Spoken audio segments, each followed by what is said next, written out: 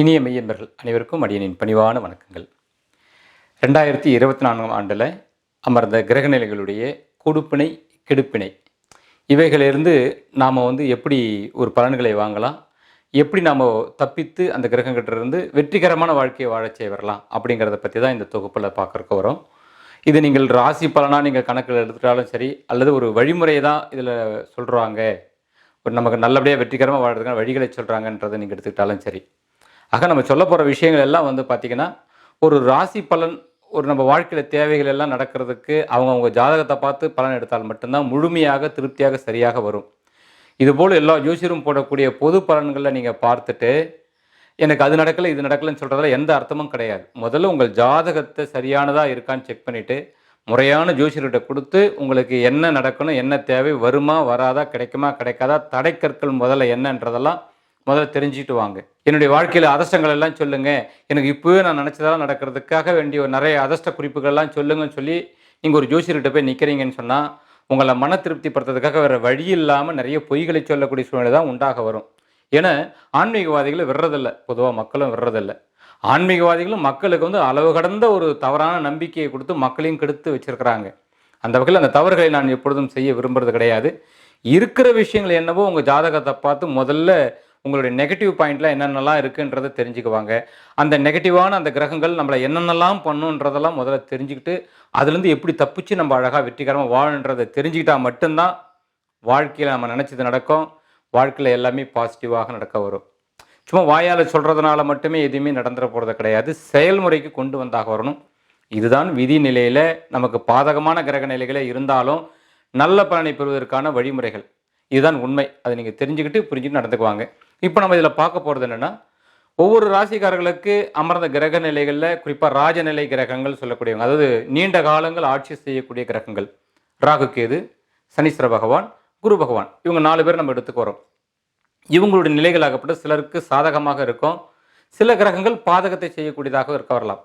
அதிலிருந்து நம்ம எப்படி அதிர்ஷ்டகரமாக வாழறதுன்றதை பற்றி தான் நம்ம இதில் ரத்ன சுருக்கமாக தான் பார்க்கறக்க வரோம்.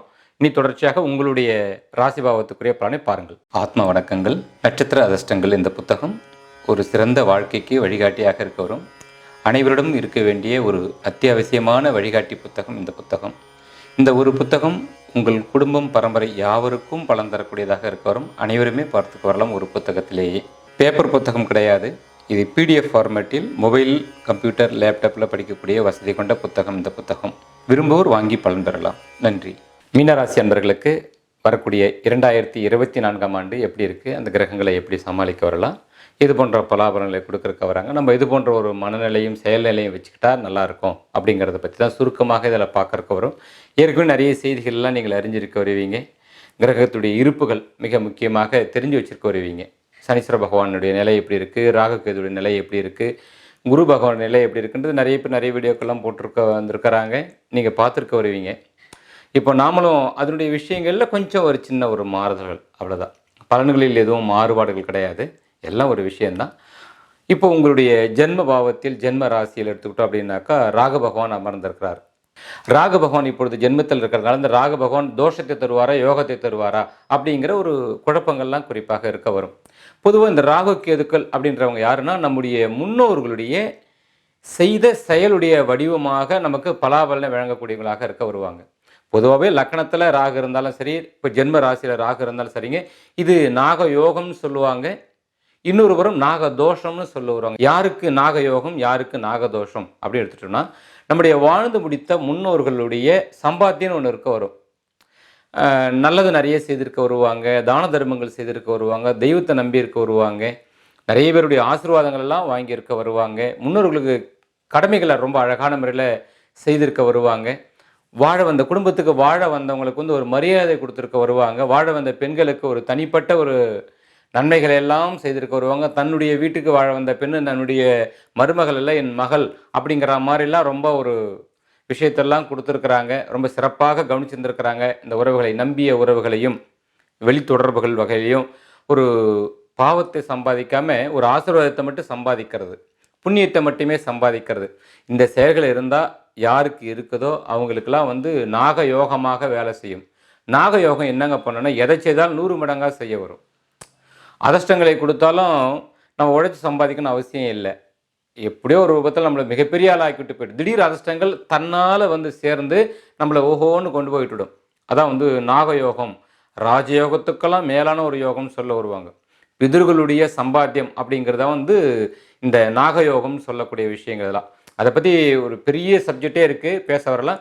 இப்போ அந்த ராகு பகவானுடைய நிலையாகப்பட்டது, கேது பகவான் நிலையாகப்பட்டது உங்களுக்கு இந்த நிலை உண்டு. அப்படி இல்லை, வாழ வந்த குடும்ப பெண்களை வந்து ரொம்ப இன்சல்ட் பண்ணியிருக்கிறோம், ரொம்ப இம்செல்லாம் கொடுத்துருக்குறோம். பொதுவாக ஏதோ ஒரு விதத்தில் நிறைய சங்கடங்கள்லாம் நடந்திருக்கு. பாவத்தையும் சம்பாரிச்சிருக்கிறாங்க. பங்கு பங்காளிக்குள்ள ஒரு வாக்குவாதங்கள், சண்டை சச்சரவுகள், பெற்றோர் குட்டியே வாக்குவாதங்கள், சாபங்கள் வாங்கியிருக்கிறது, பித்திருக்களை செய்ய வேண்டிய கடமைகளை சரியாக நாங்கள் செய்கிறதில்ல, அந்த முன்னோர்கள் காமிச்சு கொடுக்கணும் குலதெய்வத்துக்கு ஒழுங்காக நாங்கள் பூஜைகள்லாம் பண்ணுறது கிடையாதுங்க. இப்படி இருக்கக்கூடியவங்களுக்கு வந்து நாகதோஷமாக வேலை செய்ய வரும். இதுவும் எப்படி வேலை செய்யுன்னா, நாம் எதிர்பாராத இடத்துல நம்ம காரியங்கள்லாம் நடத்தும்படியாக ரொம்ப அழகாக பண்ணிடுவாங்க. நமக்கு திடீர்னு தடாலடியே சில காரியங்கள்லாம் நடக்கும். அப்படியே ஆஹா நம்ம சாதிஷ்டம்பா, நமக்கு எது ஒரு அடி எடுத்து வச்சாக்க நம்ம 100 அடி முன்ன நோக்கி போயிட்ட மாதிரி இருக்குது, நம்ம நினச்சோம் அந்த காரியம் டக்குன்னு முடிஞ்சு போச்சு அப்படிங்கிற மாதிரிலாம் நடக்க வரும். ஆனால் ஏதோ ஒரு வினையில் போய் நம்மளை அகப்பட வைக்கவும் பார்க்க வரும். கவனமாக எல்லா செயலையும் செய்தாக வரணும். இந்த ராக பகவான் நிலையாகப்பட்டது நமக்கு நாக யோகத்தை கொடுக்குமா, நாக தோஷத்தை தருமான்றது நமக்கு தெரிய வராது. ஏன்னா நம்ம முன்னோர்களை பற்றி நமக்கு தெரியும், நம்மளை பற்றியே நமக்கு சரியாக தெரியாது, நம்ம என்னெல்லாம் பண்ணியிருக்கோன்றது யோசிக்க முடியாது. அப்போ முன்னோர்கள் என்ன செய்தாங்கன்னு நமக்கு தெரிய வராது இல்லைங்களா. ஆக இந்த ராக பகவான் எந்த யோகத்தை தராங்களோ அப்பாற்பட்ட விஷயம். ஆனால் உங்கள் மனதில் வந்து பார்த்திங்கன்னா ரொம்ப தெளிவாக தவறுகள் செய்ய வைக்க பார்க்க வரும். கவனமாக இருக்க வரணும். உணர்ச்சி வசப்படக்கூடாது, அவசரப்படக்கூடாது, வேகப்படக்கூடாது. எல்லா வகையிலையும் நீங்கள் நினைக்கக்கூடியதெல்லாம் வந்து பார்த்தா ரொம்ப சிறப்பாக இருக்க வரும். இந்த திட்டமிடல்கள், பிறருக்கு ஐடியா தரக்கூடியதெல்லாம் சிறப்பாக இருக்கணும். அது மற்றவங்களுக்கு தான் சொல்லிக்க வரலாம். உங்கள் வாழ்க்கையில் நீங்கள் அதை வந்து கடைபிடிக்கணும்னா 1க்கு 4 முறை யோசனை பண்ணி தான் கடைபிடிச்சாக வரணும். யார் சிக்கலான பிரச்சனைக்கு ஐடியா கேட்டாலும் ரொம்ப சர்வசாதாரணமாக இப்போ அழகாக சொல்லிடுவீங்க, ஐடியாலாம் அழகாக கொடுத்துருவீங்க, சரியாக இருக்கும். அவ்வளோ அற்புதம், மூளை பரபரப்புன்னு வேலை செய்ய வரும், சிறப்பாக வேலை செய்ய வரும், ரொம்ப ஞானம் பெற்றவங்க மாதிரி இருக்க வருவீங்க. அதெல்லாம் சரிதான், இல்லைன்னு சொல்லவே இல்லை. இந்த ராகு பகவான் நமக்கு முன்னோர்களுடைய சம்பாத்தியத்தை வழங்கக்கூடியவர். நேரம் பார்த்து கவுத்துடனா முதல்ல ஒரு விஷயத்தில் போய் நம்மளை அகப்பட வைப்பார். அது நமக்கு ஒரு வெற்றி மாதிரி தெரிய வரும். அந்த இடத்துல மிகப்பெரிய தோல்வியே நமக்கு பின்னாடி தெரிய வரும். அப்படி கொண்டு போய்ட்டு இந்த கிராமங்களில் ஒரு பழமொழி சொல்ல வருவாங்க, இந்த தூக்கி விட்டு கொடையில் குத்துற கதைன்னு சொல்லுவாங்க பார்த்தீங்களா. அந்த மாதிரி நம்மளை வளர்த்து கெடுக்கிறது, ஏனியில் ஏற்றி விட்டு அங்கேருந்து பிடிச்சி கீழே தள்ளி விட்டுறது. அந்த வேலையை ராக பகவான் முன்னோர்கள் வகையில் தோஷம் இருந்தாலோ நமக்கு சாபங்கள் இருந்தாலோ அந்த வேலையை செய்திருவார். அதாவது எடுத்த உடனே தடை பண்ண மாட்டார், வளர வச்சு எல்லாம் முழுமையாக நம்மளை அதை போய் அகப்பட வச்சிருவார். அதுலேருந்து மீண்டு வர முடியாத சூழ்நிலை ஒரு அகப்பட வச்சுட்டு அதுக்கப்புறம் தான் நம்ம மோசம் போயிட்டோம், நம்ம அகப்பட்டுட்டோம், அவசரப்பட்டுட்டோன்றது நமக்கு தெரிய செய்ய வரும். ஆகையில் கடந்த காலத்துலேயும் சரிங்க, ஆஹா நாங்கள் ஜெயிச்சிட்டோம் அப்படிங்கிறதுல இந்த இது இல்லை. அது சரியானதாக இருந்தால் ஒன்றும் குழப்பமடைய வேண்டிய அவசியங்கள் கிடையாது. இனி வரக்கூடிய காலகட்டங்களிலும் சரிங்க, ரொம்ப கவனமாக தான் நீங்கள் செய்தாக வரணும். ஏன்னா இந்த ஜென்மத்தில் ராகு இருந்தாலே அவர் ஒரு சூத்திரதாரி, சூட்சும குணம் உள்ளவர், எல்லாத்தையும் சிறப்பாக சுறுசுறுப்பாக செய்ய வைக்கக்கூடியவர் தான். ஆனால் எந்த வில்லங்கம் எங்கே இருக்குதோ, பாவ வினைகளுக்கான சூழ்நிலைகள் இங்கே இருக்குமான்ற சந்தேகம் கூட நமக்கு வரவே வராது. நம்மளை அகப்பட வச்சிரும், எல்லாரும் நம்ப வைக்கும், ரொம்ப சிறப்பாக இருக்கிற மாதிரி இருக்கிறோம். ஆஹா எவ்வளோ தங்கமான உறவு எங்களுக்கு கிடைச்சாங்க பார்த்தீங்களா, என்ன மாதிரியான சம்பந்தி தெரியுமா எங்களுக்கு, என்ன மாதிரியான ஒரு நட்பு தெரியுமா எங்களுக்கு, நான் இவங்களெல்லவோ எனக்கு ஃப்ரெண்டு, இவங்களாம் நான் நம்புறதுக்கு கொடுத்து வச்சுருக்க வரணும், இறைவனாக பார்த்து எங்களுக்கு கொடுத்து வச்சாங்க, நான் இருந்த ஒரு தவம் இதெல்லாம் எனக்கு இதெல்லாம் கிடச்சிது, இந்த வரன் கிடச்சிது, இந்த பந்துக்கள் கிடச்சிது, இந்த உறவுகள்லாம் கிடச்சிதுன்ற மாதிரி இருக்க வரும். கடைசியில் எது நமக்கு அமைஞ்சதோ அப்புறம் தான் தெரிய வரும், அவ்வளவும் நம்ம மோசம் போயிட்டோம், ஏமாற்றப்பட்டோம், வஞ்சிக்கப்பட்டோன்றதெல்லாம் தெரிய செய்ய வரும். ராகபகவான் அது போன்ற வேலைகளையும் செய்ய வருவார். அப்படியே நடக்குன்னு நான் உங்களுக்கு சொல்லலை, அதனால் கவனமாக இருக்கணுன்றக்காக சொல்லிக்க வரேன். ராகபகவான் லக்கணத்தில் இருந்தாலே, ராசியில் இருந்தாலே ஒரு நாள் முழுக்க பலன்களை சொல்லிகிட்டே இருக்க வரலாம். ஆக ஒரே ஒரு விஷயம் தான் நான் சொல்லிக்கிற விஷயம்னா, எச்சரிக்கையாக இருங்கள், ஆற்றில் கொட்டினாலும் அளந்து கொட்டுங்கள், பாசம் வைத்தாலும் அதில் ஒரு அளவு வச்சுக்குங்கன்னு சொல்ல வரேன். நம்புறதுலையும் சரி, எடுத்த உடனே எல்லாம் மேல் பூசலை பார்த்து நம்ம நம்பிடக்கூடாது.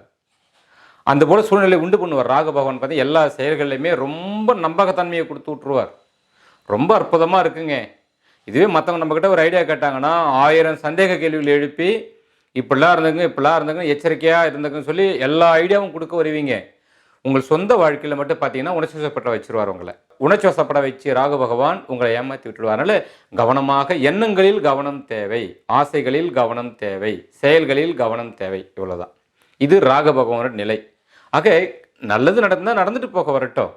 நம்ம செயலில் கவனமாக இருந்து செய்கிறனால ஒன்றும் தவறுகள் கிடையாது இல்லைங்களா? எப்படி பண்ணாலும் இந்த கண்ணில் விளக்கெண்ணெய் ஊற்றி நம்ம பார்த்தா கூட ஏதாவது ஒரு தப்பு நடந்துடுச்சிங்கன்னு சொல்லுவாங்க பார்த்தீங்கன்னா, அந்த மாதிரி கூட நடக்கிறதுக்கு வாய்ப்புகள் இருக்குது.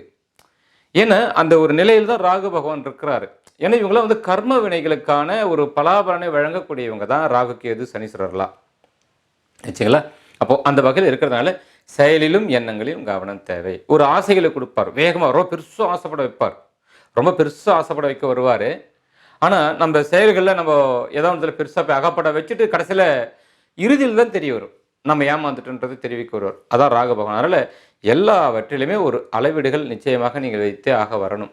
குருவுடைய ராசி நல்ல ராசி. குரு பகவான் வீட்டில் ராகு பகவான் வந்ததுனால நல்ல குணங்கள் எல்லாம் கொடுக்க வருவார். இதே மீன ராசியில் தான் சுக்கிர பகவான் உங்களுடைய அஷ்டமாதிபதி. அவர் தான், அவர் உச்சம் பெறக்கூடிய வீடே இதுதான். எல்லா வகையிலும் உங்களுக்கு வெற்றியை கொடுக்குறேன், உங்களுக்கு நிச்சயமாக நான் ஜெயத்தை கொடுப்பேன்ற வகையில் ஒரு முயற்சிகள் எல்லாம் செய்ய வைக்கக்கூடியவரும் இதே சுக்கிர பகவான் தான். ஒருபுறம் முயற்சி கிரகமாகவும் இருக்க ஒருவர், ஒருபுறம் அஷ்டமாதிபதியாகவும் இருக்கிறார் இல்லையா? அப்போது இந்த சுக்கிர பகவானுடைய தன்மையே என்னென்னா, எளிதில் மேல் பூசலை பார்த்த உடனே நம்பிடுறது. ஒரு வரன் பார்த்தாலும் சரிங்க, பார்க்க ரொம்ப நல்லா இருக்கிறாங்க, அந்த குடும்பம் ரொம்ப நல்லா இருக்க வருது, அவங்களுடைய சொத்து பத்துக்களை பார்க்க ரொம்ப ரைட், நமக்கு ஏற்ற மாதிரி இருக்க வருது அப்படிங்கிற மாதிரில ஒரு தொழிலில் போனாலும் சரி, ஒரு மேல் நடைமுறைகளை பார்க்குற போது ஒரு நண்பர் வட்டத்துலையும் சரிங்க, ரொம்ப நல்லா இருக்குது, பிடிச்சிருக்குன்ற மாதிரி முதல்ல அந்த மேல் பூசலான விஷயங்களுக்கு வந்து பார்த்திங்கன்னா இந்த சுக்கிர பகவான் நம்மளை வந்து ஆட்பட வச்சிருவார். ராகு பகவானும் அதுக்கு வந்து நம்மளை ஆட்பட வச்சிருவார். நம்ம விரும்பினதை விட கொஞ்சம் கூடுதலாகவே நல்லா சிறப்பாக இருக்குன்ற மாதிரி பண்ண வச்சுட்டு அப்படியே நம்மளை சங்கடத்தை உண்டாக்கிடுவாங்க. இதுதான் சுக்கிரனுடைய குணத்தையும் அங்கே வைக்கக்கூடாதுன்னு சொல்ல வருவாங்க. ஏன்னா சுக்கிரன் அஷ்டமாதிபதி. கடைசியில் அவருடைய கொடுத்த வெற்றியை நம்மளை கவுத்து விட்டா மாதிரி இருக்க வரும். ராகு பகவானும் அதுக்கு ஒத்துப்பாடக்கூடியதாக இருக்க வருவாருங்க. ஆக இதெல்லாம் வந்து கர்மவினை சம்பந்தமான ஒரு விஷயங்கள் இந்த காலகட்டத்தில் இருக்கிறதுனால ரொம்ப எல்லாவற்றிலும் ஒரு மெத்தனமாக இல்லாமல் முழுமையான கவனமாக இருக்கணும். கெடுதல் நடக்கும்னு நான் சொல்லலை, கெடுதல் நடக்கக்கூடாதுன்றதுக்காக எல்லாவற்றிலும் ஒரு கவனங்கள் வச்சுக்கணும் அப்படின்றதான். வெளி தொடர்புகள், வெளியிலிருந்து வரக்கூடிய புதிய உறவுகள், புதிய தொழில் முறைகள்ல இருந்து எல்லாவற்றிலுமே ஒரு கூடுதலான கவனம் வச்சுக்கிட்டு செயல்படணும் அப்படிங்கிற ஒரு விஷயங்கள் தான் இந்த ஜென்ம அமைப்புகள் சொல்லக்கூடிய விஷயங்கள். உங்கள் குடும்ப ஸ்தானத்தில் வரக்கூடிய மே 1 தேதி வரையில் குரு பகவான் இருக்கிறார். இதுவரையில் உங்களுக்கு பெரிய அழுத்தங்கள், பிரச்சனைகளாக எதுவும் தெரிஞ்சிருக்க வாய்ப்புகள் மிக குறைவு தான். ஏன்னா குரு பகவான் தனஸ்தானத்தில் இருக்கிறார். உங்களுடைய ராசி கிரகம், உங்களுடைய கர்ம வினைக்குரிய, தொழில்களுக்குரிய, ஜீவனஸ்தானத்துக்கெல்லாம் உரிய ஒரு கிரகம், அற்புதமான கிரகம் குரு பகவான். உங்களுடைய ஜென்மத்தை இயக்கக்கூடிய கிரகம் குரு பகவான் தனஸ்தானத்தில் இருக்காரு, குடும்ப வீட்டில் இருக்கிறாரு. அதில் குடும்பத்தில் குதூகலங்கள், மகிழ்ச்சி, தனவரவு, ஒரு சுப நிகழ்ச்சி நடத்த வைக்கிறது, இதெல்லாம் அழகாக நடந்திருக்கலாம், நடக்க வைக்கும். இந்த மே 1 தேதி வரையில் இருக்கக்கூடிய விஷயங்கள், சில விஷயத்தில் நம்ம ரொம்ப தைரியமாக ஒரு எனர்ஜியாக வந்து எல்லா ஒன்றத்தில் போயிட்டு ஈடுபட்டுருக்கு வருவோம். சிலருக்கு வந்து கடனை கொடுத்துருப்போம், சில இடத்துல நம்ம கடனை வாங்கியிருக்க வருவோம். ஏன்னா வாழ்க்கைங்கிறது வந்து நமக்கு மனிதனை பொறுத்தவரை பார்த்தீங்கன்னா, இன்றைக்கி நம்ம ஒரு ஏறுமுகமாக போயிட்டுருக்கோம், நினச்சதெல்லாம் நடந்துக்கிட்டே இருக்குன்னா இது இப்படியே தான் நிலையாக இருக்குன்னு நம்புறதான் மனிதனுடைய ஒரு இயலாமைன்னு வச்சுக்க வரலாம். மனிதனுடைய ஆசை என்னன்னாக்கா, நம்ம வாழ்க்கைங்கிறது நிரந்தரமானதுன்னு நினைக்கிறது தான் ரொம்ப முக்கியமான ஒரு தவறாக இருக்க வரும். வாழ்க்கை நிரந்தரமற்றது, வெற்றி நிரந்தரமற்றது, இன்று நடக்கக்கூடிய நிகழ்வுகள் நாளைக்கு எப்படி இருக்குன்னு தெரியாதுன்ற ஒரு கண்ணோட்டம் வராது. அப்படியே மீறி சொன்னாலும் மீனராசிக்காரர்களுக்கு சொன்னோம்னா ஒரு சிலருக்கு மட்டும் சொல்லிக்கு வரேங்க, என்னங்க நெகட்டிவாக சொல்கிறீங்கன்னு சொல்லிடுவாங்க. பாசிட்டிவ்னு சொல்லி வாழ்க்கையில் ஜெயிச்சதெல்லாம் ஒரு காலகட்டம். இனி வரக்கூடிய காலகட்டங்கள் வந்து பார்த்திங்கனாக்கா இதே பாசிட்டிவாக நான் மெயின்டைன் பண்ணுறேன் அப்படின்னாக்கா பெருசாக எங்கேயோ ஒருத்தர நம்ம ஏமாறுவதற்கும் வாய்ப்புகள் இருக்கலாம். அதனால் இது ஒரு எச்சரிக்கையாக மட்டும் வச்சுக்குவாங்க. குற்றம் சொல்கிறதால நினைக்கக்கூடாது. யாரோ ஒரு சிலருக்கு இது பயன்படலாம் அப்படின்றதுக்காக தான் இதை சொல்ல வரேன். கவனமாக இருந்துக்கணும்னு சொல்கிறேன், அவ்வளோதான். ஏன்னா குரு பகவான் தனஸ்தானத்தில் இருக்கிற போது ஒரு தைரியத்தை கொடுத்துருப்பார். கெட்ட இடத்துல பணம் கிடச்சிருக்கிறோம், எவ்வளோ நாளும் வச்சு நம்ம எப்படி வேணாலும் சாதிக்கலான்ற மாதிரி இருக்கிறோம். கடந்த காலத்தில் குரு ஒரு சொந்த வீட்டில் இருந்தார், அது ஒரு நல்ல பலாபலன்கள் தான். லாபத்தில் சனீஸ்வர பகவான் இருந்தார், அது ஒரு நல்ல பலாபலன் தான். தனஸ்தானத்தில் ராக பகவான் இருந்தார், கொஞ்சம் அகலக்காலையாக கூட வச்சிருக்க வருவார். சிலர் தகாத இடத்தெல்லாம் கூட கை வச்சிருக்க வருவாங்க. அதெல்லாம் இப்போ கஷ்டம் தெரிய வராது. குரு அப்படி மாறின உடனே, ரிஷபத்துக்கு மாறின உடனே அதுக்கப்புறம் தான் சில விஷயத்தில் நம்ம கொஞ்சம் கொஞ்சமாக புலப்பட ஆரம்பிக்கும், வெளிச்சத்துக்கு வர பார்க்க வரும் நம்முடைய குற்றங்கள்லாம். இப்போ இருட்டில் பதுங்கி இருக்கிற மாதிரி, எரிமலை வெடிக்காத மாதிரி இருக்கிறோம். அதனால் எல்லாருக்கும் சொல்ல, ஒரு சிலருக்கு இந்த நிகழ்வுகள் நடக்க வரலாம். ஏன்னா நான் கடந்த காலத்தில் சில எச்சரிக்கைகள்லாம் கொடுத்துட்டு தான் வந்திருந்தேன். சனீஸ்வருடைய நிலைகள் இப்படி வரப்போகுது, அந்த காலகட்டத்தில் இப்படிலாம் இருக்க வரும், நீங்கள் கவனமாக பாதுகாத்துக்கு வரணும், எல்லாவற்றையும் செயல்களை சிறப்பாக செய்துக்கு வரணும். அப்படி செய்தவங்க இறை வழிபாடில் இருந்தவங்கலாம் நல்லாவே இருக்கவரெல்லாம் பயப்பட வேண்டிய அவசியங்கள்லாம் ஒன்றும் கிடையாது. நான் சொல்லக்கூடியது ஒரு எச்சரிக்கை மட்டுமே. இப்படித்தான் நடக்கும் அப்படின்னு நான் உறுதியிட்டுலாம் இதை சொல்ல விரும்பல. ஒரு வகையிலே ஒரு எச்சரிக்கை. அப்படி ஏதாகிலும் குற்றம் குறைக்கணும் வரக்கூடிய மே மாதம் 1 தேதிக்குள்ள ஏதாவதும் சரி பண்ணிக்க பார்க்க வரணும். கடன் வாங்கியிருந்தாலும் சரி, ஒரு குடுக்கல் வாங்கல் விஷயத்தில் இருந்தால் சரிங்க, எல்லாமே நல்லபடியாக பேசி அழகாக சரி பண்ணிக்க வரணும். எல்லா செயலும் அப்புறம் பார்த்துக்கலான்ற தள்ளி போடுற நிகழ்வுகள் இல்லாமல், குரு இப்போ தனஸ்தானத்தில் இருக்கிற பொழுதே நீங்கள் சிலதெல்லாம் வந்து ஒரு பாதுகாப்பு வளையம் மாதிரி நமக்குன்னு ஒரு கேடயம்ன்ற மாதிரி சரியாக அழகாக பண்ணி வச்சுக்கணும். எதையுமே அழகாக முறையாக சரியாக பேசி தீர்த்துக்க வரணும். வெட்டு ஒன்று துண்டு ரெண்டு இருக்கக்கூடாது. எல்லாவற்றையும் ஏன்னா சனி பார்வையும் குடும்ப வீட்டில் பார்வை வர்றதுனால உங்களுடைய வார்த்தைகள், உங்களுடைய செயல்கள், உங்களுடைய தனம் கொடுப்பதோ அல்லது வாங்குவதோ, அது பணம் கொடுப்பதோ அல்லது பணம் வாங்கியதோ, கடன் கொடுப்பதோ இல்லை கடன் வாங்கியதுன்னு வச்சுக்கோங்களேன். அந்த வகையில் வந்து பின்னாளில் அதில் ஒரு விரயம் இருக்கலாம், ஏமாற்றங்கள்லாம் கவனமாக இருங்கன்றது சனி பார்வை சொல்லப்பட வருது. விரயத்தில் இருந்ததானே அவர் பார்க்குறாரு. உங்களுடைய ஜென்ம ராசியான குரு பகவானை உங்கள் தனஸ்தானத்தில் விரய வீட்டிலேருந்து அவர் பார்வை பண்ணுறார். நீங்கள் என்ன செயல் என்ன பண்ணாலும் ஆட்சி ஆள்றது நான், விரயத்தில் நான் இருக்கேன், உங்கள் விரையாதிபதியே நான் தான்.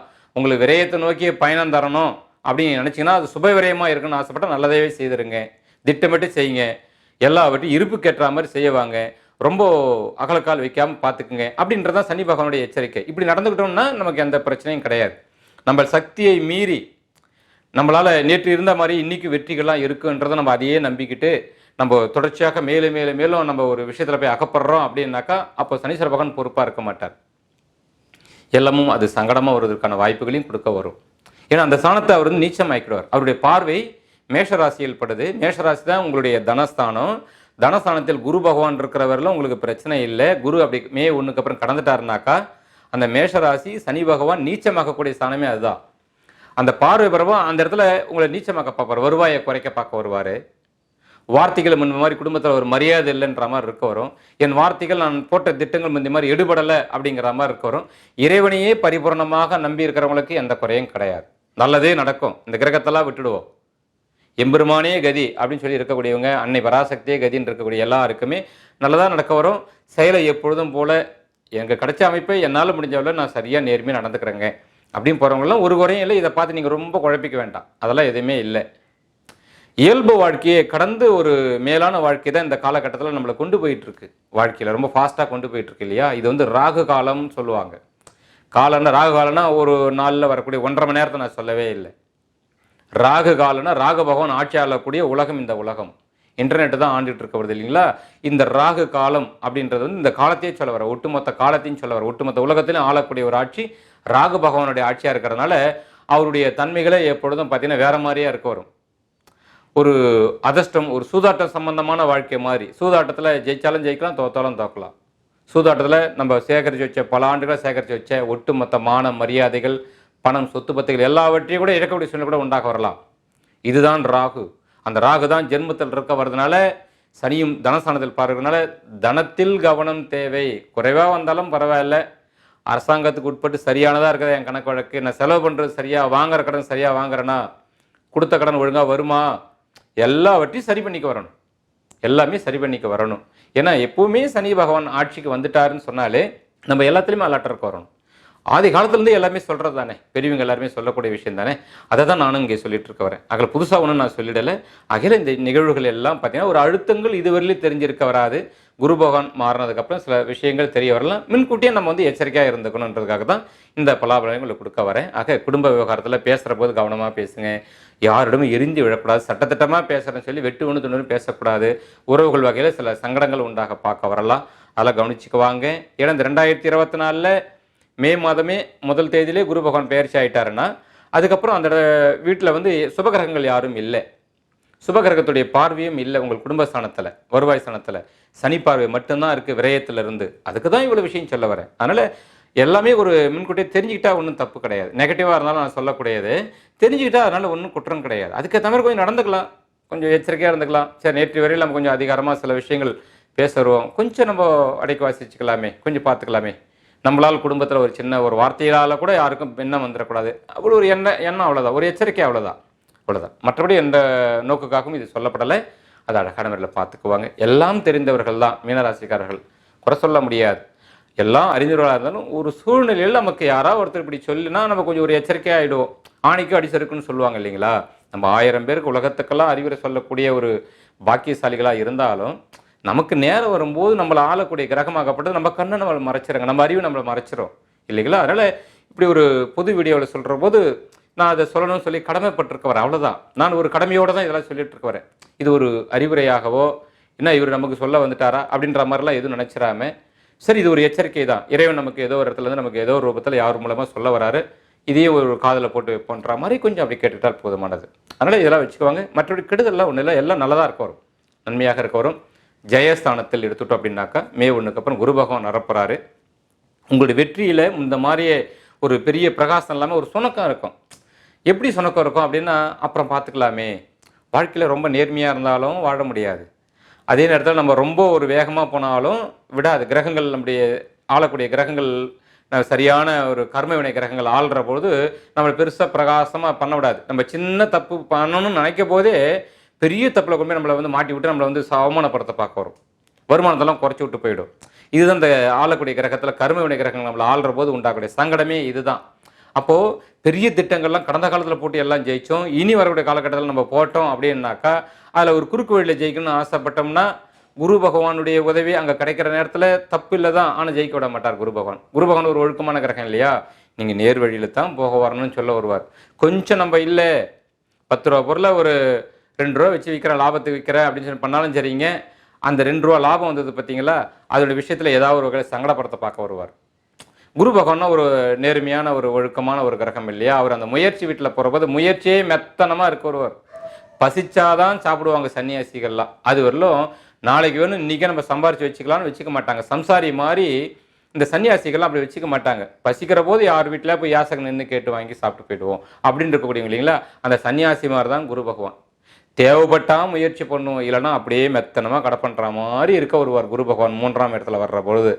ஆகையால் நீங்கள் அது போன்ற செயல்பாவத்துக்கு இடம் தராமல், சனிதேவரும் ஆல்ரெடி உங்களுடைய தனஸ்தானத்தில் பார்வை பண்ணிட்டு இருக்காரா, மந்தமாக்குவார், வருவாயை மந்தமாக்க பார்க்க வருவார். ஆனால் லக்கணத்தில், அதாவது உங்கள் ஜென்ம ராசி இல்லாமல் இருந்த ராகு பகவான் உங்களை ஏதாவது அடையணுங்க, விட்டதை பிடிக்கணும், விட முடியாது, இதெல்லாம் இப்படி தான் வச்சுக்கணும் அப்படி தான் வச்சுக்கணுன்ற மாதிரி ஒரு சுறுசுறுப்பாக உங்களை ஏங்க பார்க்க வைக்க வருவார். குரு பகவானும் சனி பகவானும் அந்த ஏக்கத்துக்கு ஒத்து வர மாட்டாங்க. இப்போ இதுதான் பிரச்சனையே உங்களுக்கு. அதனால் என்ன ஆகுனா, தேவையற்ற ஒரு மன இறுக்கங்கள் உண்டாக பார்க்க வரலாம், மன வெறுப்பு உண்டாக பார்க்க வரலாம். அதில் எல்லாவற்றையுமே நீங்கள் ஒரு தெய்வ சம்மதத்தோடு இருந்துக்க வாங்க, நிதானமாக சிந்தனை பண்ணுவாங்க, நிதானமாக செய்வாங்க.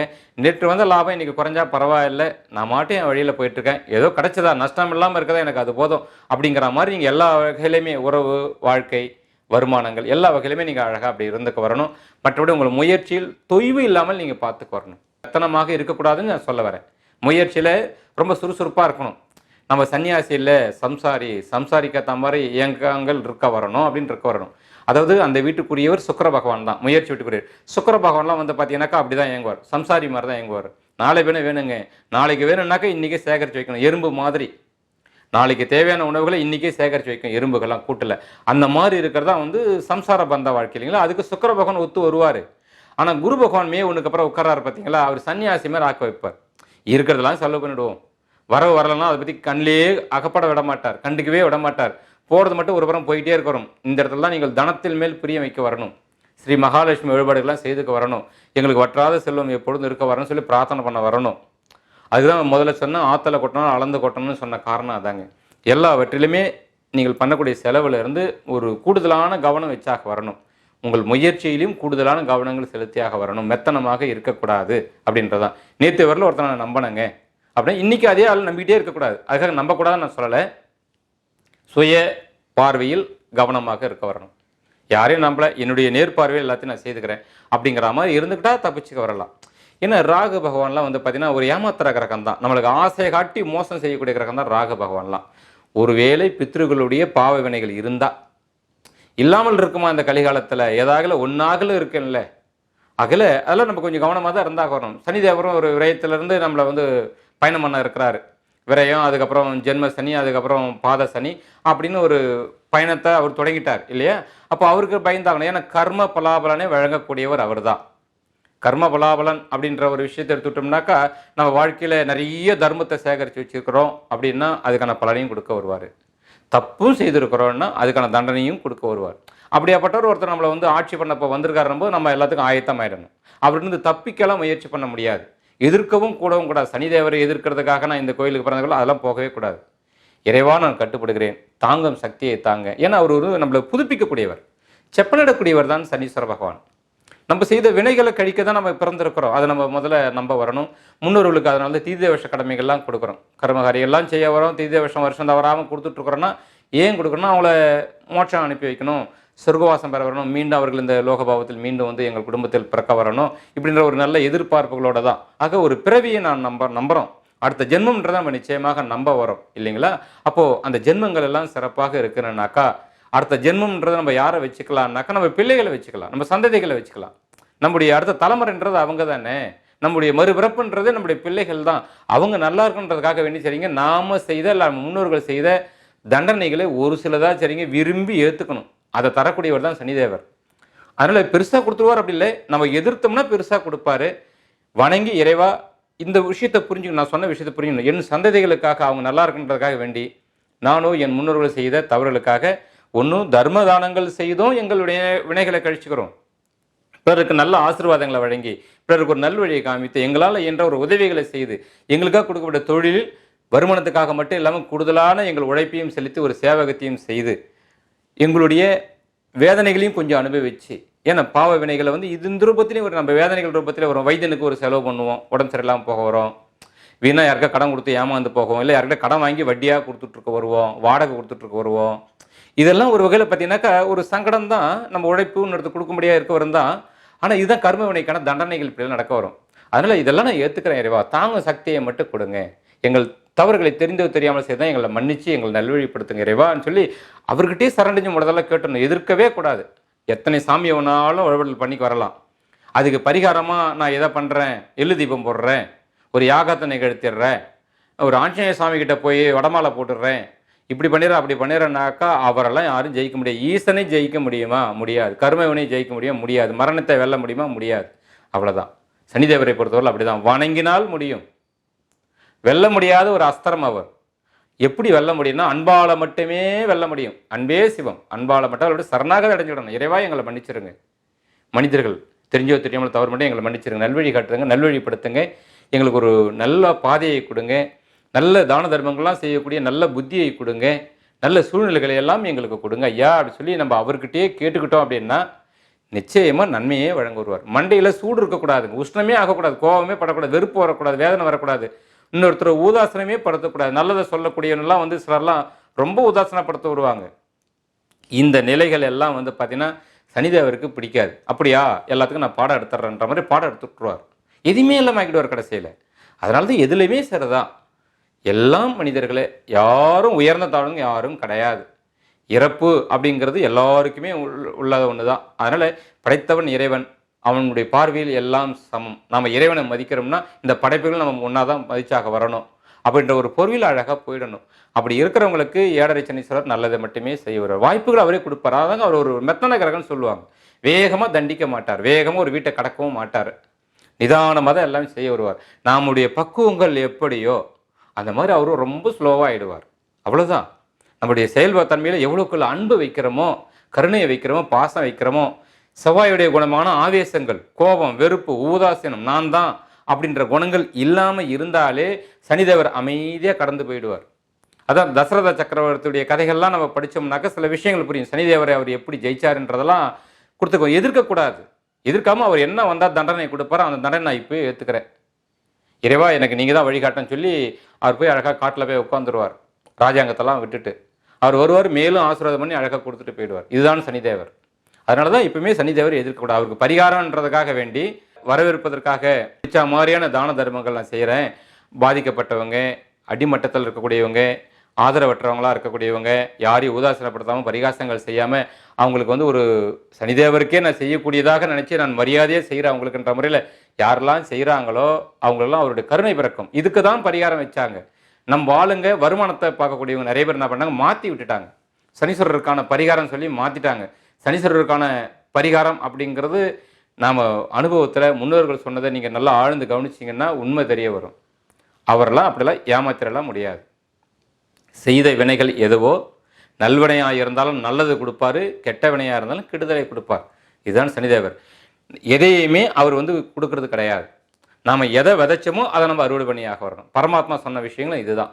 ஆகையில் இதுதான் சனிதேவர். அதனால் நல்லதாக விதைச்சணும்னு சொல்லுவாங்க. வாழ்க்கையில் எல்லா செயல்லையும் எல்லாவற்றிலுமே கவனமாக இருக்க வரணும். உலகத்தை நாம் நேசித்தால் உலகமே நம்மை நேசிக்கும்.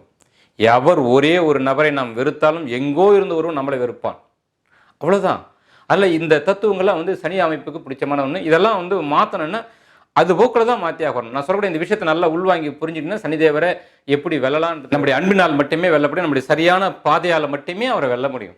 அதனால் இந்த நிகழ்வுகள் அழகாக தெரிஞ்சுக்கிட்டீங்கன்னாக்கா உங்கள் முயற்சிகள்லாம் எப்படி வைக்கணுன்றதை நீங்கள் பார்த்துக்கலாம். ஏன்னா முயற்சின்னா ஜெயம், வெற்றி வேணும்னு கேட்குறோம். எப்படி வெற்றி கொள்ள முடியும்? நம்ம நினைக்கிறது எல்லாம் நடந்துருதா? லோக வாழ்க்கையில் பார்த்தீங்கன்னா எல்லாரும் தான் படிக்கிறாங்க, எல்லாரும் இந்த வேலைக்கு போன ஆசைப்படுறாங்க, எல்லாருக்குமே வந்து அந்த வேலை கிடைச்சிடுறது கிடையாது, அந்த இடத்த அடைய முடிகிறது கிடையாது. அவங்களுடைய கிரக நிலைகளே ரொம்ப முக்கியம். அப்போது உங்களுடைய வெற்றி அப்படிங்கிறது இப்போது யாருக்கிட்ட இருக்குன்னா சனிதேவர்கிட்ட இருக்குது. ராகு பகவானுடைய கட்டுப்பாடில் நம்ம இருக்கிறோம். அவர் நாம் கட்டுப்படுத்துறதுக்காக நம்ம மனசை கட்டுப்பாடாக வச்சுக்க வரணும். அதில் தான் இருக்க வருது. அப்போ குரு பகவானுடைய மெத்தனத்தன்மைகள் இல்லாமல் சிறப்பாக இருக்க செய்ய வரணும். அப்போது இந்த நிலைகள்லாம் நம்ம வந்து என்ன பண்ணணும், மனசில் பதிய வச்சுக்கிட்டு அதுக்கேற்ற மாதிரி நம்மளுடைய முயற்சி வச்சுக்கிறணும். இப்படி இருந்துட்டால் நம்ம வாழ்க்கையில் அழகான வச்சுக்கலாம். மற்றபடி அசையா சொத்துக்கள் வாங்குறது தாராளமாக வாங்க வரலாம். வில்லங்கம் இல்லாமல் இருக்குதான் நம்ம தான் பார்த்துக்கு வரணும்.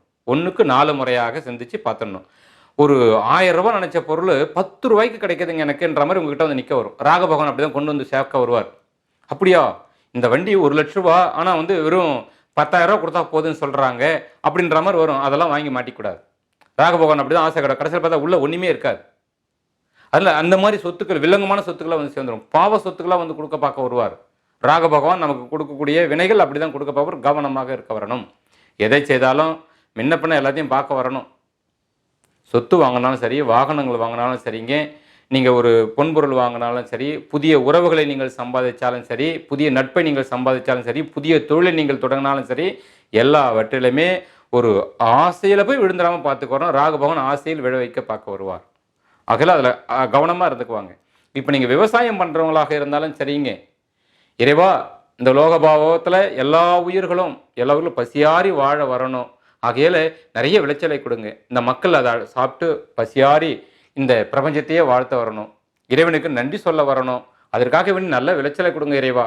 அப்படி நீங்கள் ஒரு நேர்மையான பிரார்த்தனையை நீங்கள் வச்சுட்டீங்கன்னு சொன்னால் நல்ல விளைச்சல் உண்டாக வரும். நல்ல விளைச்சல் உண்டாக வரும். ஏன்னா சனிதேவருக்கு அது பிடிக்கும். அந்த பிரார்த்தனை எல்லாம் அது உண்மையாகவும் இருக்க வரணும். மனசில் புரிஞ்சுட்டு வேண்ட வரணும். எல்லாருக்கான உணவு கொடுக்குறவன் இறைவன் இல்லையா? விவசாயத்தை செய்யக்கூடிய யாராக இருந்தாலும் சரிதான். இன்னொருத்தருக்கு உணவு தான். உணவு கொடுக்கக்கூடிய கடவுள் அன்னபூரணி அவங்கெல்லாம் இல்லைங்களா?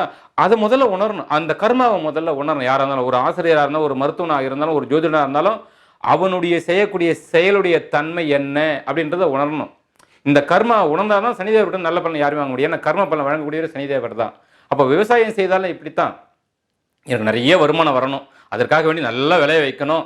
இறைவா நல்ல விளைச்சலை கொடுங்க, அப்போ தான் என் கடனை தீரும், எனக்கு வருமானம் வரும், சொத்து சுகங்கள்லாம் நான் வாங்கணும், அனுபவிக்கணும். இப்படி ஒரு நோக்கம் நம்ம வச்சுட்டோம்னா, வருமானன்ற நோக்கம் என்ன வச்சு அதுக்காக வேண்டி நல்ல விளைச்சல் வரணும் அப்படி நீங்கள் வச்சுட்டீங்கன்னு சொன்னாக்கா விளைச்சல் சிறப்பாக இருக்க வராது. நெல்லெல்லாம் பதிராக போயிடும். அப்படி ஆக்கிவிடுவார். சனிதேவர் விரைத்தில் தான் இருக்காரு. உன் பிரார்த்தனை என்ன? ஆசைகளை கட்டுப்படுத்தி நேர்மையானது அதில் எவ்வளவு நாளும் இருக்க வரலாம். அள்ளி கொடுத்துருவாருங்க, அள்ளி கொடுத்துருவார். மனிதனாக உருவாக்குறது தான் இந்த செல்வம் எல்லாம். இறைவனால் உருவாக்கப்பட்டதான் இந்த விஷயங்கள், அந்த கர்மாக்கள் எல்லாம், நம்ம செய்யக்கூடிய தொழில்கள் எல்லாம் வந்து பார்த்தீங்கன்னா அப்படி வந்தது தான். ஒரு வைத்தியமாக வரட்டுங்க, இந்த சாஸ்திரமாக வரட்டும், ஒரு விவசாயமாக வரட்டும், ஒருத்தருக்குள்ளே மனிதனுக்கு தேவையான அத்தியாவசியமான ஒரு வழிகாட்டுதல்கள் தான். ரொம்ப முக்கியமானது இல்லையா? ஜீவனம்ங்கிறது ரொம்ப முக்கியம் இல்லைங்களா? அப்போது அந்த செயல்களுக்கு முக்கியத்துவம் கொடுத்தோம்னா சனிதேவர் வந்து பார்த்திங்கன்னா மகிழ்வார். இல்லை என்னுடைய சுயநலம் தான், எனக்கு பொருள் தான் ரொம்ப முக்கியம், அதுக்காக வேண்டி தான் நான் ஈடுபடுறேன்னு நீங்கள் வேறு எந்த தொழில், விவசாயம் மட்டும் இல்லை, வேறு எந்த தொழில் நீங்கள் ஈடுபட்டாலும் இந்த காலகட்டத்தை பொறுத்தவரையில் அதை நஷ்டமாக்கிட்டு போயிடுவார். இதுதான் 12ல் இருக்கிற சனீஸ்வரரை இயக்கக்கூடிய விதம் இப்படி தான் இருக்க வரணும். பொது உடைமை ரொம்ப முக்கியமான ஒன்று. பிறருடைய நன்மையை கருதி நான் நல்லபடியாக உழைக்கணும் இறைவா, நான் நிறைய உழைக்க தயாராக இருக்க வரேன், எனக்கு உழைக்கக்கூடிய நல்ல வாய்ப்பை கொடுங்க இறைவா அப்படின்னு கேட்டுட்டாங்கன்னா நல்லா உழைக்கக்கூடிய வாய்ப்பு வரும். உழைக்கிற பட்சத்தில் தன்னால் வருமானம் வந்துட போகுது. ஆனால் அந்த வருமானன்றதை முன்னாடி வச்சோம் அப்படின்னு சொன்னாக்கா அவ்வளோதான், நம்மளை வந்து ஒன்றுமே இல்லாமல் ஆக்கிட்டு போயிடுவார். ஏன்னா உங்களுடைய அஷ்டமஸ்தானமாக இருக்கக்கூடிய துலா ராசி தான் சுக்கிர பகவான் தான் அதிபதி. அவர் ஒரு ஆசை கிரகம் இல்லைங்களா? அந்த வீட்டில் சனிதேவர் வந்து உச்சம் பெறுவார். இப்போ அவர் விரயத்தில் இல்லையா இருக்கிறாரு, அந்த அஷ்டம பலனை இவர் செய்வார். சுக்கிர பகவான் செய்கிறாரா இல்லையா, சனிதேவர் செய்திருவார். ஆசையை ஓவராக வச்சோம்னாக்கா அவர் வந்து பொருள் சார்ந்த வாழ்க்கைக்குரியவர், அருள் சார்ந்த வாழ்க்கைக்குரியவர் கிடையாது. பொருள் சார்ந்த வாழ்க்கைக்குரியவர் சுக்கிர பகவான். அவருடைய எண்ணத்தை முன்னாடி வைக்கக்கூடாதுன்னு சொல்ல வரேன். புரியும்னு நினைக்கிறவங்களுக்கு. ஆசையை முன்ன வைத்து எதையும் செய்யக்கூடாது. ஒரு கல்யாணம் பண்ணாலும் சரிங்க, எனக்கு நல்ல நகை நட்டு போட்ட ஒரு பொண்ணு, அழகான ஒரு பெண்ணு, சொத்து பத்துகள் உள்ள பெண்ணு எனக்கு வரணும் இறைவான்னு கேட்டிங்கனாக்கா, அப்படியே கொடுத்து அந்த வாழ்க்கையில் ஒன்றுமே இல்லாமல் சூன்யமாக்கி உங்களை அழ வச்சுட்டு போயிடுவார். இறைவா வாழ ஒரு பெண், அந்த பெண்ணை நான் மகிழ்ச்சியாக வச்சுக்க வரணும், நல்ல கௌரதையாக நான் பாதுகாத்துக்கு வரணும், என் தாய்க்கு அடுத்தபட்சமாக நான் அவங்கள நான் பார்க்க வரணும், நேசித்து வாழ்க்கையை கடைசி வரலும் நான் வாழணும் இறைவா, அப்படி ஒரு வாழ்க்கை நல்ல வாழ்க்கையை நல்ல வரனா பார்த்து அமைச்சு கொடுங்க இறைவான்னு கேட்டிங்கன்னா, இது தர்ம பிரார்த்தனை, நேர்மையான ஒரு பிரார்த்தனை. நீங்கள் வாழறதுக்காக சரியானதை நீங்கள் கேட்குறீங்கன்னு அர்த்தம். விவசாயம் எப்படியோ எல்லா உயிர்களும் நல்லபடியாக சாப்பிடணும்னா நிறைய விளைச்சல் இருந்தால் தானே சுவாமி சாப்பிட முடியும், அதுக்காக நல்ல விளைச்சலை கொடுங்கன்னு எப்படி நீங்கள் நேர்மையாக கேட்குறீங்களோ, வாழணும் கடைசி வரலன்னாக்கா ஒரு நல்ல அன்பு அன்னோன்யங்கள் பெருக்கக்கூடியதாக இருக்கணும் ரெண்டு தரப்புலையும் இல்லைங்களா. அப்போ தான் கடைசி வரல வாழ முடியும். வெறும் பணத்தை வச்சு என்ன பண்ண முடியும், ஒன்றும் பண்ண முடியாது இல்லைங்களா. அதனால் இந்த போன்ற நேர்மையான பிரார்த்தனை கேட்டால் சனிதேவர் ஆசீர்வாதம் பண்ணிடுவார், அற்புதமான நன்மைகளை செய்ய வருவார், சுப விரயத்தை மட்டுமே கொடுக்க வருவார், சிறப்பாக வச்சிருக்க வருவார் சனிதேவர். விரைத்தல் இருக்கான அவர் சாதாரண பார்க்கக்கூடாதுங்க. உங்களுடைய விரையாதிபதியே அவர் தான் எப்பவுமே. அவர் இந்த இடத்த விட்டு கடந்துட்டாலும் உங்களுக்கு விரையாதிபதி எப்பவுமே சனீஸ்வரர் தான். அதனால் இப்படி ஒரு இலையை வச்சுக்கொறணும், புரிஞ்சுப்பீங்கன்னு நினைக்க வரேன். நீங்கள் எப்படி கேட்கணுன்றதான் சொல்ல வரேன். அதனுடைய அத்தியாவசியம் என்னவோ அதுக்குரிய பொருளை மட்டுமே வச்சு கேட்கணும் ஒழிய, நம்முடைய தேவைன்னு ஒன்று இருக்குது, ஆசை ஒன்று இருக்கும், அதை வச்சு முன்ன வச்சு நீங்கள் கேட்டீங்கன்னு சொன்னாக்கா அவைகளை சொத்தையாக ஆக்கிட்டு போயிடுவார். இதுதான் சனிதேவருடைய மகத்துவம். ராக பகவான் அப்படித்தான் ஏமாத்த பார்க்க வருவார். அதனால் இதெல்லாம் கொஞ்சம் அழகாக கவனமாக வச்சுக்குவாங்க. சொத்துக்கள் வாங்கினாலும் இப்படிலாம் அழகாக வச்சுக்குவாங்க. ரொம்ப முக்கியமானது. உங்களுடைய பிள்ளைகளுடைய ஸ்தானபாவங்கள்லாம் நல்லா இருக்கும், எல்லாம் சிறப்பாக இருக்கும், அதெல்லாம் ஒன்றும் குறையில்லை, எல்லாம் நலமாகவே இருக்க வரும், குறைகள் கிடையாது. விசேஷங்கள் குறிப்பாக வரும். உங்கள் பிள்ளைகளுக்கு நீங்கள் செய்ய வேண்டிய கடமைகளை செய்கிறீங்கன்னா ஏதோ என் வேலையை முடிச்சா போதுன்ற மாதிரிலாம் செய்திருக்கக்கூடாது, செய்யவும் கூடாது. அதை மட்டும் கொஞ்சம் பார்த்துக்கோங்க மீனராசிக்காரர்கள். நான் எப்போவுமே நான் போடுற திட்டம் தான் சிறப்பாக இருக்க வரும், அதனால் வந்தது வேகமாக முடிச்சிட்டேன் அப்படின்ற மாதிரிலாம் எதையும் பண்ணிடாதீங்க, அவசரப்படாதீங்க, அவசரப்படக்கூடாது இந்த காலகட்டம். ஏன்னா உங்கள் பிள்ளைகள் ஸ்தானம்ன்றது வந்து கடகம், கடக அமைப்பில் கடகம்னு சொல்லக்கூடிய சந்திரன் வீடான கடக ராசி தான். அந்த ஸ்தானத்துக்கு 8வது வீட்டில் தான் சனீஸ்வர பகவான் அமர்ந்திருக்கிறார். உங்கள் பிள்ளைகளாக செய்யக்கூடிய செயலை நீங்கள் மெத்தனமாக செய்தீங்கன்னா, அவசரப்பட்டு செய்தீங்கன்னாக்கா, ஒரு ஆசைகள் தன்மையோடு செய்துட்டீங்க, ஒரு கடமை உணர்வில் அவங்களுடைய எதிர்கால தன்மைகளை எப்படி இருக்குன்ற ஒரு சாஸ்திர சம்பிரதாயத்துக்கெல்லாம் உட்படாமல் நீங்கள் ஏதோ ஒரு விஷயத்தில் வேகமாக பதட்டமாக எப்பவும் போல் நான் ஜெயிச்சுக்கிட்டே இருப்பேன்ற எண்ணத்தில் நீங்கள் செய்கிறீங்க அப்படின்னு சொன்னாக்கா, இந்த சனீஸ்வரருடைய அனுகிரகம் அவங்களுக்கு எப்படி இருக்குன்னா சங்கடமாக தான் இருக்க வரும். அதையும் நான் இங்கே பதிவு செய்துக்கு வரேன். அதனால் கவனமாக தான் நீங்கள் செய்தாக வரணும். சனீஸ்வரரும் மனசில் வச்சுக்க வரணும். எப்படி பார்த்தாலும் சனீஸ்வரர் தான் முன்ன நிற்க வருவார். உங்கள் பிள்ளைகள் ஸ்தானத்துக்கு 8ஆம் வீட்டில் அவர் இருக்கார். கடகத்துக்கு 8வது ஸ்தானத்தில் தான் சனிதேவர் இருக்கிறதுனால ஒரு கவனமாக தான் உங்கள் பிள்ளைகளுக்காக செய்ய வேண்டிய விஷயங்கள்லாம் நீங்கள் செய்தாக வரணும். அவங்களுக்காக பேசக்கூடியது, செய்யக்கூடியது எல்லா வகையிலையும் ஒரு கூடுதல் கவனம். மற்றபடி நல்லா இருப்பாங்க. உங்ககிட்ட தான் அது இருக்க வருது, உங்களுடைய பெற்றோர்களுடைய விஷயம் தான் இருக்க வருது. குறிப்பாக மீனராசியில் இல்லை, நீங்கள் தாயோ அல்லது தந்தையோ எப்படியோ உங்கள் பிள்ளைகளுக்கு அப்படி இருக்க வரணும், சரியாக பார்த்துக்குவாங்க. சரி, குழந்தை இல்லாதவங்களுக்கு எதிர்பார்க்குறவங்களுக்கு நல்ல விதம் குழந்தைமை வரும். இறைவா எங்கள் கடமையை செய்ய, எங்களுடைய குலதெய்வத்துக்கு செய்ய வேண்டிய மரியாதை செய்ய, இந்த லோகத்துக்கு நன்மைகளை செய்ய வர, தான தர்மங்களை பெருக்க வைக்க எங்களுக்கு ஒரு நல்ல குழந்தையை கொடுங்க இறைவா அப்படி சொல்லி கேட்க வரணும். அதாவது பிறருக்கு பலன் தரக்கூடிய விஷயங்களாக, நல்ல செயல்கள் செய்யக்கூடிய விஷயத்துக்காக வேண்டி ஒரு குழந்தையை கொடுங்க அப்படின்ற மாதிரி கேட்க வரணும். எங்கள் ஆசைக்கு ஒரு குழந்தையை கொடுங்க இறைவான்னு கேட்கக்கூடாது. நான் முதலே சொன்னேன் பார்த்தீங்களா, பிரார்த்தனைகள் ஒரு வாழ்க்கை வரனாக இருந்தாலும், விவசாயமாக இருந்தாலும், ஒரு தொழிலாக இருந்தாலும், பிறருக்கு நன்மை தர்ற மாதிரின்னு ஒரு பிரார்த்தனை வச்சுட்டால் மட்டும்தான் இதெல்லாம் ரொம்ப அழகாக அமைய வரும். சிறப்பாக ஆசீர்வாதம் பண்ணிடுவார் சனிதேவர், அற்புதமாக கொடுக்க வருவார். இல்லைனா அவர்கிட்டலாம் வந்து அவரை தாண்டி வேறு எந்த கிரகமும் கொடுக்கலாம் விடமாட்டார். அவர் ஆட்சிக்கு வந்துட்டாருன்னா அவர் தாங்க ராஜா, அவர் தான் ஈசன், அவர் கடந்து யாரும் வரமாட்டாங்க. அதுதான் நம்ம தெரிஞ்சுக்கணும். அதுதான் மகா ரிஷிகள் கூட, மகாஸ்தர் இறைவனையே கூட பார்த்தீங்கன்னாக்கா சனீஸ்வரருக்கு வந்து கொஞ்சம் பயந்ததாக சொல்லக்கூடியது புராணம் இல்லைங்களா. அதனால் இதெல்லாம் ஒரு கொஞ்சம் அழகாக நம்ம புரிஞ்சுக்கிட்டு செய்தோம்னா ரொம்ப ஜெயிக்கலாம், ரொம்ப ஈஸியாக ஜெயிக்கலாம் சனிதேவரை. ரொம்ப அன்பு தான், உண்மை தான், எல்லாவற்றிலும் இருக்கிற ஒரு பரந்த மனப்பான்மை தான் சனிதேவரை நம்ம வெற்றி கொள்ளக்கூடிய ஒரு அஸ்திரமே அது மட்டும்தான், வேற ஒன்றுமே இல்லை. ரொம்ப எளிமையாக இதெல்லாம் சொல்லியிருக்கிறேன், கேட்க சாதாரணமாக இருக்கிறவங்களாம். ஆனால் இதுதான் நீங்கள் எத்தனை புராணங்களை படித்து பார்த்தாலும் சரிங்க, சூட்சம ரகசியமே இது மட்டும்தான். அதனால் இது ஒரு வரப்பிரசாதமாக இந்த பதிவை நீங்கள் நல்ல கவனமாக வச்சுக்குவாங்க, கடைபிடிச்சிக்குவாங்க. எப்பவுமே இப்படி எடுத்துட்டாலே ரொம்ப நல்லா இருக்க வரும். சனிதேவர் இருக்கிற காலகட்டம் மட்டும் கிடையாது, எப்பவுமே இப்படி எல்லாருமே எடுத்துட்டாலே ரொம்ப நல்லா தான் இருக்க வரும். இந்த காலகட்டத்தில் கொஞ்சம் அதெல்லாம் கொஞ்சம் கவனமாக வச்சுக்குவாங்கன்னு சொல்ல வர, அவ்வளோதான். அதே போல் உங்களுடைய விரோதம், வம்பு வழக்குகள் இதெல்லாம் வந்து இப்போயே நீங்கள் பைசல் பண்ணி முடிச்சிடணும். வரக்கூடிய மே 1 தேதிக்குள்ளே பேசி எல்லாத்தையும் ஒரு முடிவுக்கு கொண்டு வந்துடணும். நாளைக்கு தரேங்க, அப்புறம் தந்துடுறேங்க, ஒன்று 6 மாதம் பொறுத்து கொடுத்துறலாம், இழுக்க வைக்கக்கூடாது. ஏதோ ஒன்று இப்போயே பேசி முடிச்சிடணும் சொல்லி முடிச்சிடணும். ஏன்னா தனஸ்தானத்தில் உள்ள குரு பகவான் உங்களுடைய விரோதி ஸ்தானத்தை, கடன், வம்பு வழக்குகள், நோய் நொடிகள் சொல்லக்கூடிய ஸ்தானத்தை அவர் பார்த்துட்டு இருக்கிறார். விருத்திக்கு வர வச்சிருவார் இல்லையா அந்த ஸ்தானத்தை. அப்போ கடன் வாங்கி ஒரு விஷயத்தை உங்களை சாதிக்க வச்சிருக்க வருவார். இப்போ அவர் குரு பகவான் அங்கே கடந்துட்டாருன்னு சொன்னாக்கா, சனி பகவான் ஆல்ரெடி அதே விட்ட பார்த்துக்கிட்டே இருக்கிறார். இன்னும் 2 வருஷத்துக்கு மேலே பார்த்துட்டு தான் இருக்க போறார் இல்லைங்களா. அதை அவர் உற்பத்தி பண்ணிவிடுவார். சம்பாதிச்சதெல்லாம், வாங்கின கடனெல்லாம், ஒரு அசலோட வட்டியும் சேர்த்து இருக்கிறதெல்லாம் இழக்க வச்சாலும் ஆச்சரியப்படுறதுக்கு இல்லை. ஆகையால நோய் நொடியாக இருந்தாலும் மெத்தனமாக இருக்கக்கூடாது. இப்பயே ட்ரீட்மெண்ட்டுக்கு தயாராகிடணும். சரி பண்ணி கொடுத்துருவார். குரு இருக்கிற போதே எல்லாத்தையும் தொடங்கிட்டீங்கன்னாக்கா ஒரு முகூர்த்தம் பார்த்து தொடங்குற மாதிரி. கடனாக இருந்தாலும், ஐயா 3 கடன் எனக்கு கொடுக்க முடியாது, எந்தா வட்டி எப்படி, அசலில் ஒரு 10 ரூபான்னு வச்சுக்கோ, இந்த கையில் பிடிச்சிக்கோ, நான் சீக்கிரமாக பார்த்து கொடுத்தேன்னு சொல்லி நீ சாமியை வேண்டிட்டு அவர்கிட்ட கொடுத்த அந்த கடனுக்கு வழி சொல்ல பார்க்கணும். பிரச்சனையாக இருந்தாலும் பேசி தீர்த்துக்கணும். இப்போவே வளர விடக்கூடாது. எதுவாக இருந்தாலும் குரு இப்போ மே 1 வரையில் அங்கே இருக்கிறாரு. அதுக்குள்ளவே நீங்கள் எதுவாக இருந்தாலும் பைசல் பண்ணிடணும். உங்கள் விரோதம், கடன், நோய்கள் எதுவாக இருந்தாலும் சொல்லிங்க, தள்ளி போடாதீங்க, எச்சரிக்கையாக இருந்துக்க வாங்க. ஏன்னா குருவுடைய பார்வை, சனியுடைய பார்வை ரெண்டுமே அங்கே இருக்குது. குரு பகவான் மே 1க்கு அப்புறம் மாறிட்டா அந்த வீட்டில் குருவுடைய பார்வை இல்லை உங்களுக்கு. ஏன்னா உங்கள் ஜென்ம ராசிநாதன் அது கட்டுக்குள்ளே வச்சிருக்க வருவார். ஆனால் சனிதேவர் அப்படி கிடையாது. லாபத்துக்குரியவரும் அவர் தான். ஆனால் இப்போ அவர் லாபத்தில் இல்லை, நஷ்டத்துக்கு தான் வந்திருக்கிறாரு. அப்போ நஷ்ட வேலையை தான் அவர் பார்க்க வரணும். அந்த வேலையை அவர் பார்ப்பார். எங்கே நஷ்டம், அவர் பார்க்குற இடத்த நஷ்டம். உங்களோட தனஸ்தானத்தை பார்வை பண்ணுறாரு, குடும்ப வீட்டை பார்வை பண்ணுறாரு, குடும்பத்தில் நஷ்டம், சேர்த்து வச்ச சேகரிப்புக்கு நஷ்டத்தை உண்டாக்குறது, இதெல்லாம் செய்ய பார்க்க வருவார். அதனால அந்த வீடு நீங்கள் ரொம்ப சுத்தமாக வச்சுக்கணும், மதிக்கக்கூடியதாக இருக்க வரணும். நோயாக இருந்தால் உடனே சுத்தபத்தமாக உடம்பை வச்சுக்க வர்றது, யார்கிட்ட பேசினாலும் வம்பு தும்பு உருவாகாத அளவுக்கு பேசிக்க வர்றது, குடும்பத்துலேயும் சரி வெளியே நபர்கள்ட்டையும் சரி.